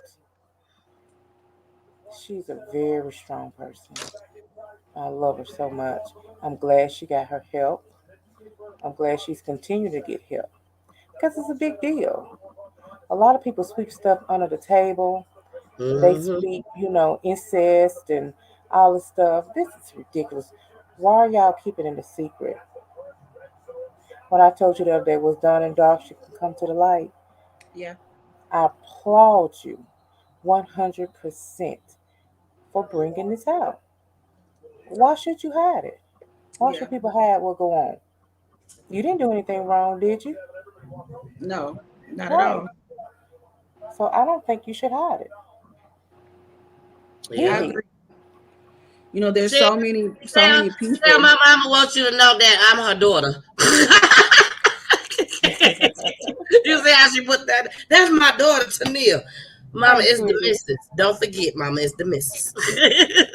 The missus with the kisses. But hey, Shell, yes, I applaud her so much for this. Me and Sarita went back and forth on this. Uh-huh.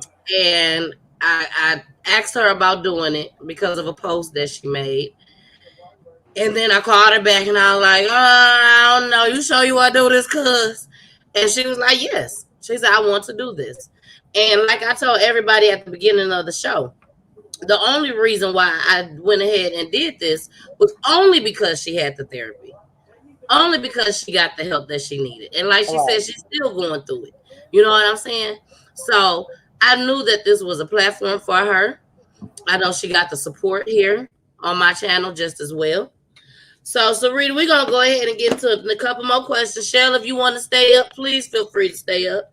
If you need to get back down, that's fine too. But please feel free to stay up with us, baby. I'm right here with you.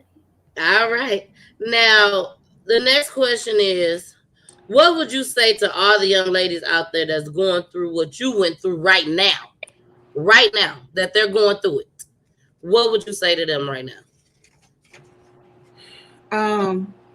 I would tell them don't stop reaching out for help, regardless of who is not taking action.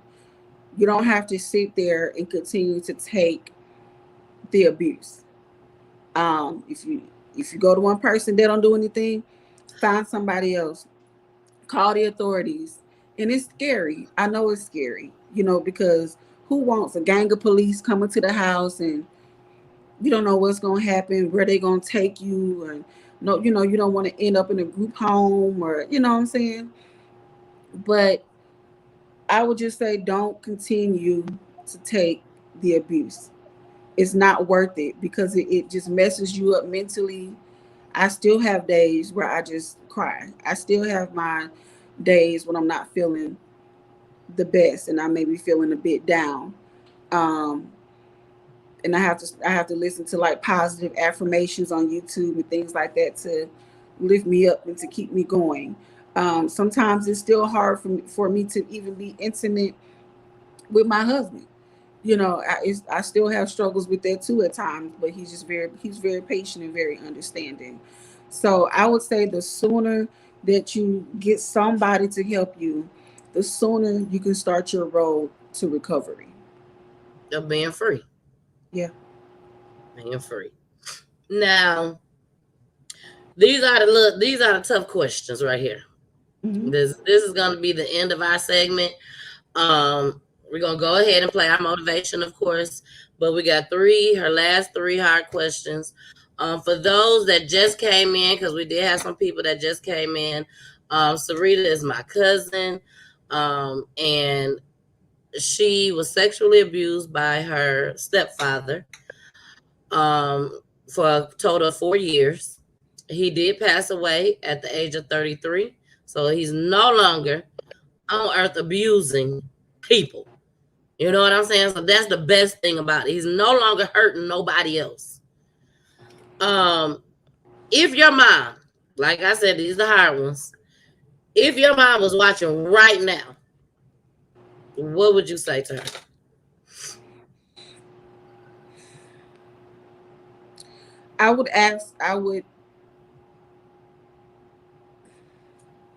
It's hard because I'm trying to answer this without making her look some kind of way. But I think I would ask her, or I would tell her that I feel like she cares more about him to this day than she cares about me. And I just want to know why. I would ask, why didn't she do anything? You know, I would ask, is there any way we could possibly move past this to have a mother-daughter relationship? But I'm kind of out of questions at the point because I've tried so hard to the point where my therapist is working with me on grieving for my mom, even though she's still here. They teach you to grieve for people so that they won't, you won't continue to allow them to hurt you anymore. And that's really hard for me because it was hard for me. It's hard for me to log on Facebook, and I'll tell you why, Tanil, on Mother's Day. I love your relationship with Auntie Carolyn, but it's always hard for me to log on because I see the love that y'all have for each other on Mother's Day, and I just break down and I cry. I see the love other people have and the connection they have with their moms, and they can go out with their mothers, they can go to dinner with their mom, they can go shopping with their mom, they can do whatever with their mom, and my mom is still here and I can't do that. And that is very, very hard for me to this very day.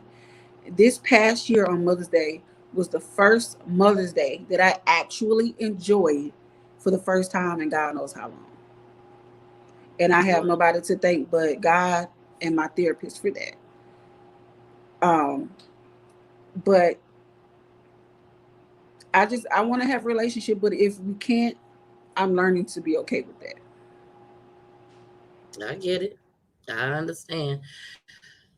The next question.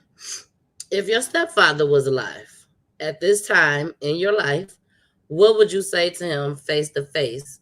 Being that you have went through your therapy, being that you understand that this was sexual abuse that he was doing to you, being that you got kids now, a daughter now, you know what I'm saying?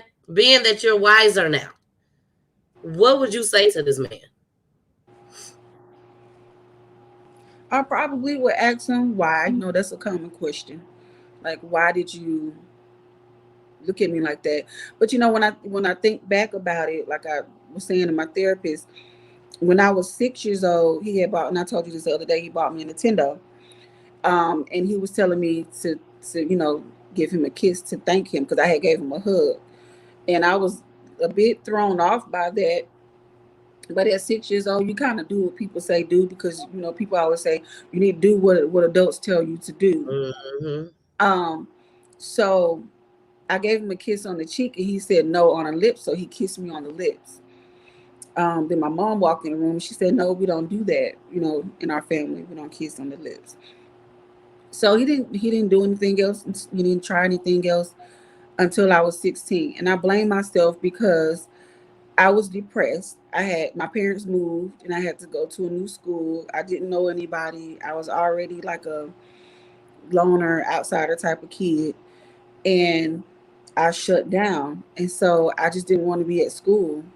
And I called and I asked him to come pick me up. He picked me up, and we stopped at this corner store on the way home, right off of Highway 78. And he asked me, "Do you want a wine cooler?" Because he was always the cool uncle to people. Mm-hmm. And he was like, "Do you want a wine cooler?" So I was like, "Yeah." I was like, "Shoot, my stepdad cool as heck." You know what I'm saying? But back then, they used to have, pornography tapes by the register in gas stations. I don't know if it's still like Mm-hmm. that. I haven't seen any like that in years. Um, anyway, as a child, you don't naturally be like, "Oh Lord," you know what I'm saying? So he was Exactly. like, he called me when I was like, "Oop," because I looked over, I saw it, I tried to turn around. And he said, "Go ahead and pick what you want." And I was like, "What?" You know, and so we went back and forth, back and forth, back and forth. So then it's like he wouldn't stop, saying pick what you want. So I felt like I had to pick something in order for us to get out this dang on store. So I just Mm-hmm. grabbed one, um, paid for it, and he took the snacks and everything in their room. So I had to go in their room to get it. I didn't think none of it because I always went in their room to get stuff. But when I went in there to get my wine cooler, um, he had the tape playing. I think it was a CD. He had it, or DVD. He had it playing. Um, and that's when he kind of made his way on in. Like, have anybody ever done this to you? Has anybody ever done that to you? This when you were Um, 14. right. And I'm nervous, and I'm trying to leave out and to go to my room, and he's just like, it's okay. You don't have to be ashamed to talk about it. At first, he tried to make it seem like he was just talking about sex, like he was trying to educate me about sex. And so I kind of started trying to relax a little bit. And then it went from that to, once he got me to relax some, to, okay, well, I want to do this to you. I want to go down on you, was really how it started. And I want to make you a woman. I want to teach you how to be a woman. He was like, because men are going to try to take advantage of you in the bedroom and things like that. And you need to know how to stay in control. And I was like, "No, I don't want to do that." So we went back and forth, back and forth. And I was like, "What about mom?" And I kept asking about mom. And I don't remember the whole conversation. And he wouldn't stop. I couldn't get past him to get out the room. So I just said, "Well, if I let you go down, will you promise to just let me go afterwards?" Because nobody else was at the house. This was during the day. And he had a back injury, so that's why he wasn't working. He was at home. Because he started doing construction work on the side after that. And I just was like, he said, "Yeah, I'll let you go." And then once he did that, he said, "Okay, I'm gonna pop your cherry," because you don't want no boy to pop your cherry. That's like a prideful thing. So you don't want to give nobody else that satisfaction. So I'm gonna go ahead and pop your cherry for you, so nobody can go around saying they popped your cherry. I had never even heard of that before then. I didn't But even he know what didn't that even know meant. what you had went through before. I told him about it. Okay. I had told him about it that day. Because earlier when he were asking me questions, has anybody ever done this to you? Has anybody ever done that to you? I finally said Okay. yes, because I thought he was gonna help. You know what I'm saying? Exactly. Um, so he said, "Well, he didn't do it right." You know what I'm saying? Did he pop your cherry and all this and that? So I'm confused. I'm like, "What is that? What is pop your cherry?" And he was like, "I'm gonna show you." And I was just so afraid, and it was so painful. Afterwards, I could barely walk. I just remember going in the room. The shower was my brothers and I had a bathroom that we shared, but it was also connected to my room. So I locked the bathroom door, I locked my bedroom door, and I just turned the shower on, just sat in the shower and cried. And it just never stopped from there until he passed away. So it's tough. I still have nightmares and stuff about it, but I'm learning that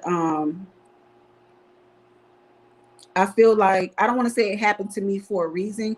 I just say I'm learning to turn it into something positive. So now my main goal is to let people know that you can come out of that victim mode or that survivor mode. There is help out here. There are ways, there are grounding techniques that you can use so you can live a healthy, prosperous life. Because it did make me I was promiscuous at one point because it messes with your mind and then it just controls you.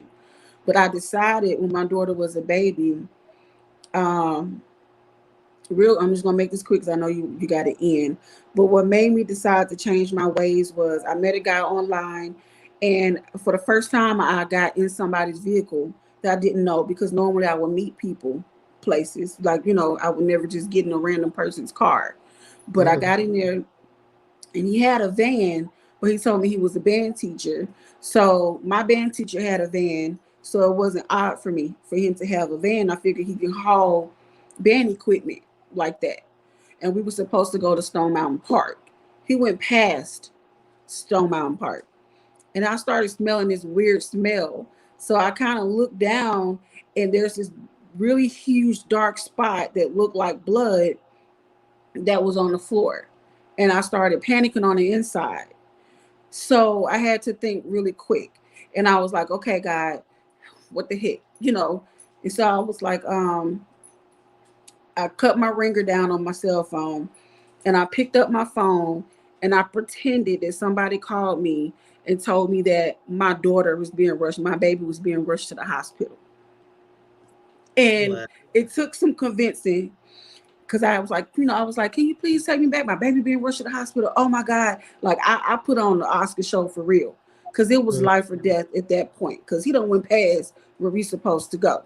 And I'm seeing this spot and I'm smelling this smell and I'm thinking I'm smelling blood. You know what I'm saying? I don't know what blood smell like, but it don't smell right to me. Exactly. And it was like he was in a trance. So I was like, come on, honey. I was like, come on, baby. I said, I had to play it off. And so I was like, take me back. I promise you, I'm gonna make it up to you. The next day gonna be on me. And he just kind of turned around real slow, and then he was just like, okay. And he turned around and took me back to my car. At that moment, I said, enough is enough. I'm not going to let what my stepfather did to me control me for the rest of my life. I got to find a way to get out of this. I started reading my Bible every day. I changed my phone number. I cut a lot of people out of my lives. I started going to church. I started volunteering with the youth church, and that's how I was able to change my life. And that was the start of me changing and not letting that control me. Yep. I think that was around the time when me and Pooley was here, because you was talking about that you was going head over the kids and stuff at the church at that time. Yep. So the last question for the night. Boo. And I appreciate you being here. I appreciate you telling your story on my platform. I appreciate it so much. And I always tell you, my platform is your platform. Yeah. But the last question is two-part question. Have you questioned God as of why this happened? And how strong is your faith right now with God? I did question God. There were plenty of times that I cried out. There were times when, even not as an adult, but as a teenager, I was suicidal when I was going through all of this. And so there were days when I would just get on the highway on Highway 78 in Stone Mountain, and I would just cry. I remember one day I got on 78 and I was headed towards Mountain Industrial, and I just was like, just let go of the wheel. I should just let go of the wheel and just let whatever happen. And I felt that way many a days. But I just kept feeling like God put me here for a reason. I'm here for a reason. I don't know what it's for. I don't know why I'm here. I don't know why I'm going through this, but I got to keep going. I got to keep fighting. I got to keep pushing. So I always, like I said from the beginning, I was always an optimistic person. So even when I went through my suicidal phase, I still kept self-motivating myself, and pushing myself through. My faith in God is wavers at times, just like anybody else. But my husband, I don't care what it is, he always be like, I don't know what you stressing for. God gonna work it out. I mean, I be like stressed out Good over man. That's stuff a for good real. man. I'm telling you, I be stressed out. We grew up in church together. And well, when I lived in Mississippi with my grandmother. And he just he never, his faith never wavers. So he's like my rock. He just be like, I don't even know what you're stressing for. The next thing you know, it works out. He be like, I told you it was gonna work out. Now what you want for dinner? You know what I'm saying? Then my Full cousins, Kramer. my cousin Shell that's on here. I called her every single day I had therapy. Every day I called her. I told her everything I learned. We talked about it. We went in depth about it. And she was there for me just when I didn't even know I needed her to be there for me. And so I've learned to open up and to share because I hold things in. You know what I'm saying? But talking with her allowed me to realize that, you know what, it's okay to open up and talk and to develop bonds. So now I'm learning how to create bonds with people and how to create memories. Shell, how you feel about that girl? She just gave She your mom did. a shine. She called me doing her therapy, and to the point where we were sitting there, get a piece of paper, Shell, and I'm going to give you some words. And she just sit there and had a whole therapy session with me because, you know, we were talking about this other day. Some of this stuff is generational. You just don't know what people go through in life. And it Yeah. happened to me too. But my mind blocked it out. I don't remember it. Just like Sarita was saying, her mind Uh-huh. blocked it out. Blocked it out. And I don't remember what I went through, but it happened. I don't remember. My mom said you might not want to remember it. So, but when she called me doing her therapy, you talking about broke down, it broke down so many barriers in me. And I appreciate her for doing that. I used to be on pins and needles, like, what's she gonna talk about today? What's gonna happen today? You know, because I never knew what she was going. It was so informative. And it made me realize that you might want to call and get some help yourself. I don't want to remember, Exactly. honey. I really don't want to remember. But I appreciated her for doing that. It opened up a lot. It really did. And I'm glad she got the help she needed. But Exactly. it's a process. You just don't stop at one thing. And I'm glad from the bottom of my heart that she's working on herself. Because you can't let that devil win. That's what it was. You can't let Yep. that devil win. Yep. Thank you, Exactly. sweetie. You're welcome. All right. Well, we're finna go ahead and get into our motivation. When we come back, we're gonna give our commentary on the motivation, and Sarita and Shell, y'all gonna have y'all opportunity to drop y'all peaches, baby, which is to let people know, my people on my platform know where they can find you at. That's what drop them peaches mean, baby. Look, girl, everybody in the comments, wonderful husband, baby, wonderful husband. Mama said, niece, you have been doing an amazing job raising your children. You're a beautiful mom. Beautiful mom. And Thank that she you. is, baby. That she is. So this motivation, for everyone that has been rocking with me since day one, you have seen this before. And I just felt like this was the perfect motivation for my cousin Sarita. Now a perfect motivation for my cousin Shell, and also a perfect motivation for each and every woman that's out there right now. I love this one. I love it. I love it. I love it. It gives me nothing but chills. So here we go. Let me speak to that person that feels like they lost their worth and their value. This is the dollar bill. Now, if I go to the store and there's something for 90 cents, can I buy it with this dollar bill? Okay, all right. So if I go to the store and there's something for 85 cents and after tax, it ends up being 96 cents, can I buy it with this dollar bill? Okay, all right. So what if I ball the dollar bill up? Think about it now. Like, I just balled the dollar bill up, like, so it can't be worth $1 now. It's probably worth like 95 cents, right? How much you think it's worth? $1. Listen, y'all gotta pay attention. I just balled it up, so clearly it's not worth $1 anymore. All right, so maybe, what if I step on it? What if I stomp it? I just stomped it. How much is it worth now? Maybe 65 cents, 68 cents? It's still worth $1? Okay, what if I ball it up? What if I stomp on it and then I put it in the trash can and it's in here with some trash and it's around some beer and some gum and a bunch of other nasty stuff, and some guy off the street pulls the dollar out, unfolds it. How much is it worth now? Maybe 82 cents? And come on, at least 92 cents? It's okay, all right, so what if I ball it up? What if I step on it? What if I put it in trash and then, watch this, I tear it in half? Think about it now, right? How much is it worth now? $1? I could tape it? Whoa. Wait. Wait a second. I just balled it up. I just stepped on it. I put it in trash. I pulled it out. Then I tore it in half. And you mean to tell me I could pick the dollar up, I could wipe it off, and I could put some tape around it, and it's still worth $1?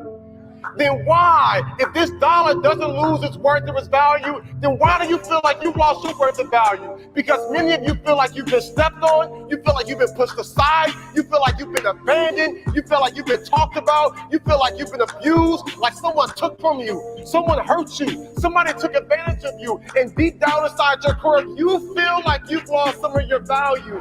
And I am here to tell you today that this dollar still has worth and value, because there are some men years ago who put value over this life. It says that no matter what happens to it, it can still be taped back together. It can still be wiped off. And I am here to tell you that you were created and you're born and you're here and you have life and you have purpose and you have value. And though you've gone through some hard times and though you've experienced some depression and you might be wanting to hurt yourself and you might want to give up, I am here to tell you still got worth and value. And there is nothing that can happen that can take your worth and your value away.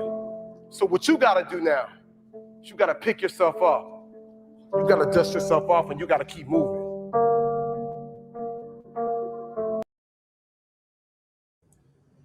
All right. Y'all come on unmute now. Y'all got to unmute yourselves. All right, boo. That was for you. That was for you, baby. I love that. Yes, thank you. At the end of the day, I just want you to be the best that you can be. I've always felt like you was being the best that you can be. Even when you told me some of the stories that you told me, I always feel like Sarita is doing her thing, you know, as a mother, as everything you have done, because you've done a lot. So everything you have done, I've always been completely proud of you. And I can't say it enough. When you came into me and Pooley's life, you brought us joy. We couldn't wait to see you come. You know, even though she only came and went to sleep because she was pregnant. But we knew that when Sarita come, we knew she was coming. And when she come, we gotta be quiet. But when she wake up, oh, it's turn up time. It's turn up time. We finna have some fun. You know, even when Lauren was born, you know, she always came over. My husband always had taken a liking to Lauren. He always called her Silky because of her pretty hair.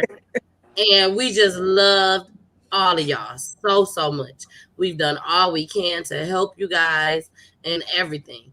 and we just adore you. We really, really do. We just adore you. And I always tell you, girl, you so beautiful. You is just so beautiful. Now, is there anything that, hold on, let me get these questions in. Josette said, good motivation for this episode. Yes, it was. I don't like to play all the motivations over and over, but this one right here, I played a few times, but this was the perfect moment for it. It really was. Rhonda says she seems like a wonderful woman who has overcome some hell, but now she is brand new. Love her.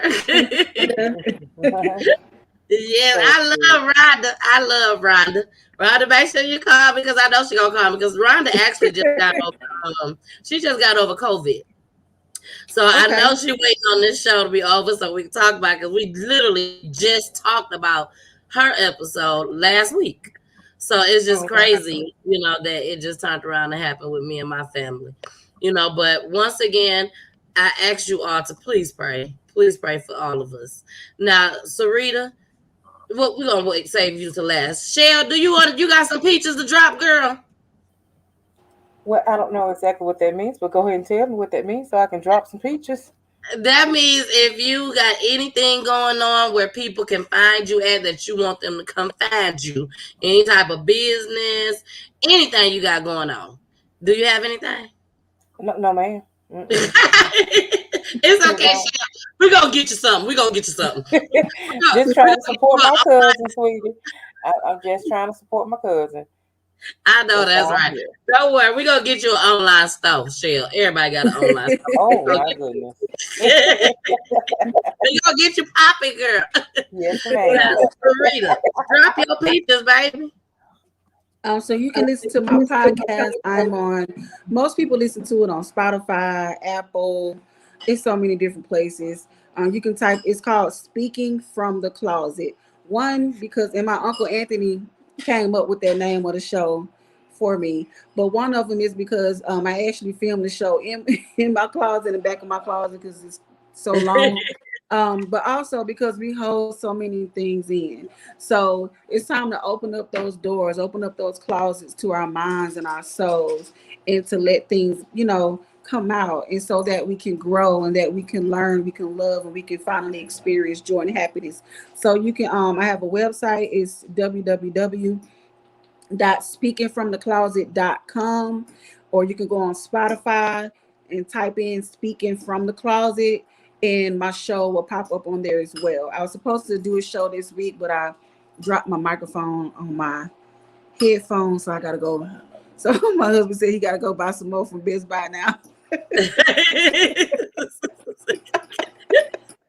He just fussed at me this morning because he was like, "Nah, I know I told you get that money out the account and go get them headphones. Why you ain't buy them headphones yet?"